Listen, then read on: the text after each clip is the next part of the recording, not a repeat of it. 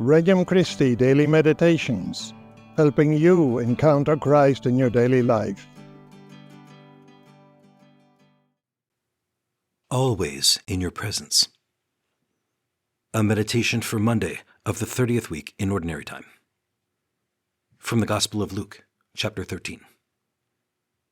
Jesus was teaching in a synagogue on the Sabbath, and a woman was there who, for 18 years, had been crippled by a spirit. She was bent over, completely incapable of standing erect. When Jesus saw her, he called to her and said, "Woman, you are set free of your infirmity." He laid his hands on her, and she at once stood up straight and glorified God. But the leader of the synagogue, indignant that Jesus had cured on the Sabbath, said to the crowd in reply, "There are 6 days when work should be done. Come on those days to be cured, not on the Sabbath day." The Lord said to him in reply, "Hypocrites! Does not each one of you on the Sabbath untie his ox or his ass from the manger and lead it out for watering? This daughter of Abraham, whom Satan has bound for 18 years now, ought she not to have been set free on the Sabbath day from this bondage?" When he said this, all his adversaries were humiliated, and the whole crowd rejoiced at all the splendid deeds done by him. Opening prayer. Jesus, be with me in this time of prayer. Help me to receive from these words the message you have for me today.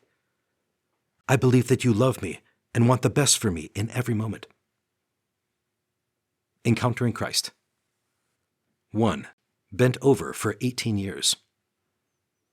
A crippled woman, unable to lift her head, aching in her bent frame, was at the synagogue on the Sabbath.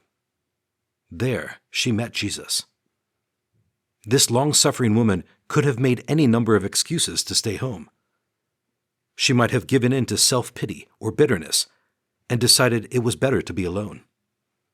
She might have chosen to avoid crowds because she could always feel them staring. There is no mention of a husband or family, so she was probably poor. Why pray to a God who had seemingly left her crippled and in poverty? Instead of indulging those thoughts, she went to the synagogue on the day Jesus was preaching. Because she was bent over, she couldn't see Jesus. She didn't address Jesus. She didn't draw near. But Jesus saw her. He had always seen her. He knew her suffering, and he chose to end it. Woman, you are set free of your infirmity. 2. She glorified God. Jesus laid hands on the crippled woman, and at once she glorified God.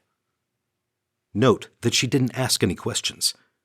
She didn't turn to the crowd for affirmation.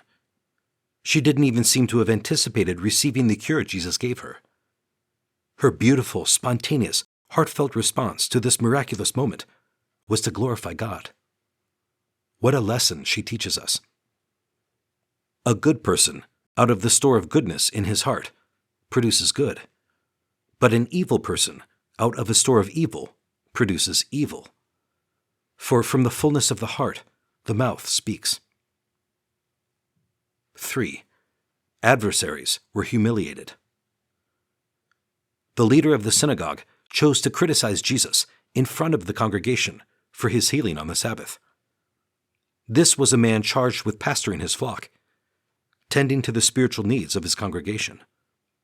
Yet, he failed to recognize the long-awaited Messiah in their midst, even after Jesus performed a spectacular miracle. It is no wonder Jesus called Pharisees blind guides. In this passage, Jesus publicly denounced the synagogue leader for his hypocrisy. The resulting humiliation was not caused by Jesus, but was the consequence of the leader's bold, misguided, hatred-filled criticism of Jesus. Every time we turn away from Jesus, even if no one sees, there are consequences, called by the Church temporal punishment due to sin. Catechism of the Catholic Church, numbers 1472 and 1473. Conversing with Christ. Lord, I want to see you and appreciate your actions in my life day to day and moment to moment. Please cure me of any blindness so that I can love you more and glorify you by my words and actions. Resolution. Lord, today by your grace, I will make an effort to live every moment in your presence. Visit our website at regnumchristi.com